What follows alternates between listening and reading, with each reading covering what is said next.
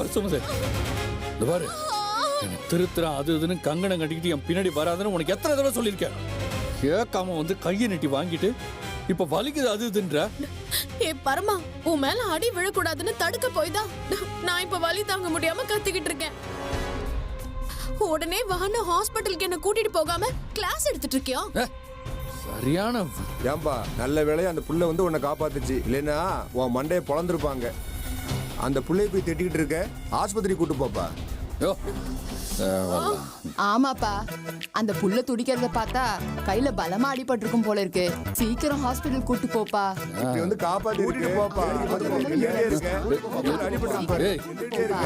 வந்து தொலை.